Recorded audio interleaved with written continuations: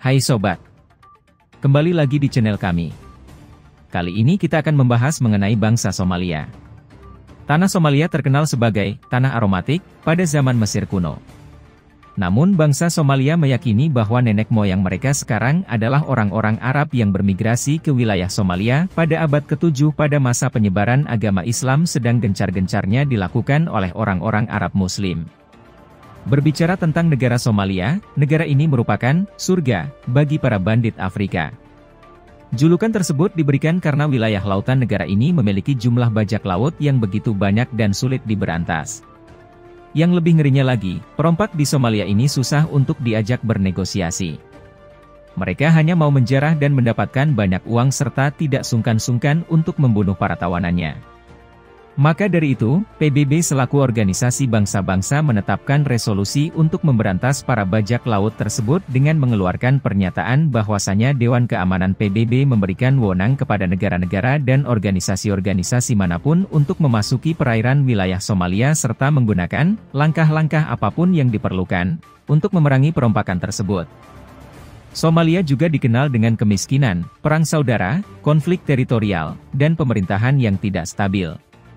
Namun, seperti negara lain, Somalia juga memiliki destinasi wisata yang menarik, budaya yang unik, dan fakta geografis yang menarik.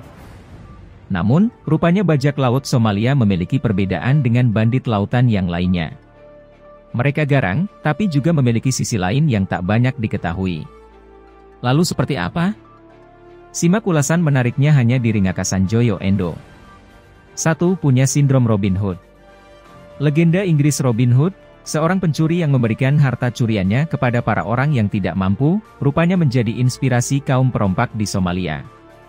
Mereka selalu menganggap dirinya benar meski mencuri adalah sebuah kesalahan.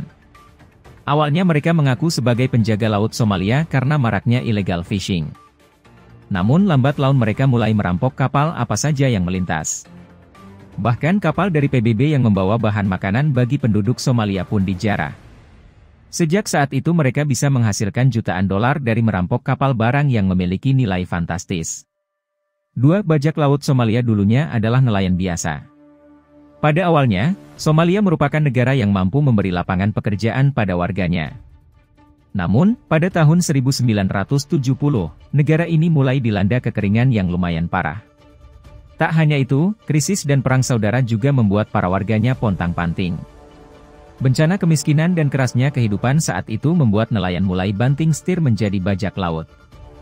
Peralihan profesi tersebut rupanya menjadi lahan penghasilan yang cukup menjanjikan. Bagaimana tidak, lautan Somalia merupakan jalur utama dari kapal-kapal tanker. Dalam sekali keberhasilan bajak laut menyandra kapal, setidaknya kelompok mereka menghasilkan jutaan dolar. Perekonomian mereka pun makin membaik. Bahkan, bajak laut merupakan profesi yang banyak diimpikan oleh masyarakat setempat sehingga banyak masyarakat yang mendaftarkan dirinya menjadi bajak laut. 3. Modus pembajakan sekali pukul 2 lalat mati. Para perompak Somalia biasanya menggunakan kapal yang mereka berhasil bajak sebagai mothership atau kapal induk untuk membajak kapal laut yang lain. Ide cerdas bukan?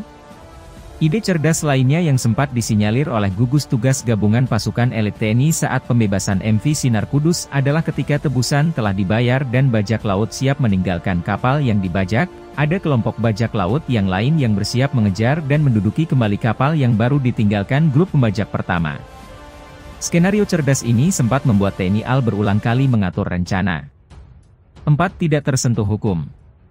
Perompak di Somalia sama sekali tidak tersentuh oleh hukum dari mana saja. Secara internasional wilayah laut yang sering digunakan untuk menjarah itu benar-benar lawless atau tak berhukum. Sementara itu, Somalia sendiri tidak terlalu memperhatikan keadaan lautnya. Negeri ini terlalu sibuk dengan keadaan dalam negeri yang sangat memusingkan karena kemiskinan. Jadi mau terjadi apa-apa di laut mereka tidak akan peduli. Karena juga Somalia termasuk negara yang tidak memiliki pemerintahan yang efektif, hal ini yang membuat para perompak merajalela di lautan Somalia. 5. Garang, tapi takut Britney Spears. Menurut berita yang dilansir sebuah media internasional mengatakan jika bajak laut Somalia takut dengan suara Britney Spears. Sejumlah operasi militer dilakukan untuk menangkal aksi para bajak laut.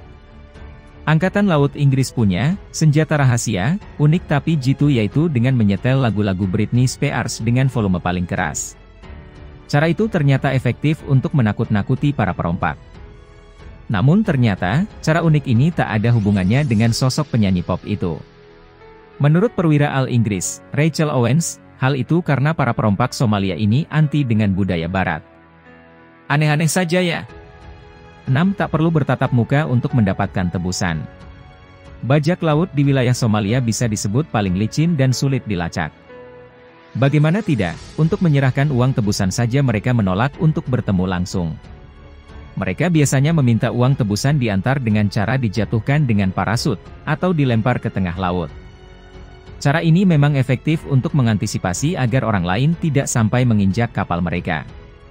Setelah uang tebusan diterima, mereka pun bisa kabur di tengah luasnya lautan Somalia. Dari survei yang dilakukan pada tahun 2011, satu kelompok bajak laut setidaknya bisa mengumpulkan hingga $146 juta dalam setahun. Nah, itulah tadi fakta-fakta tak terduga tentang bajak laut di Somalia.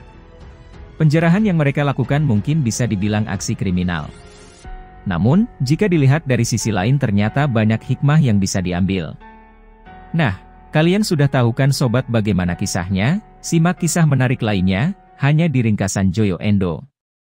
Terima kasih sudah menonton.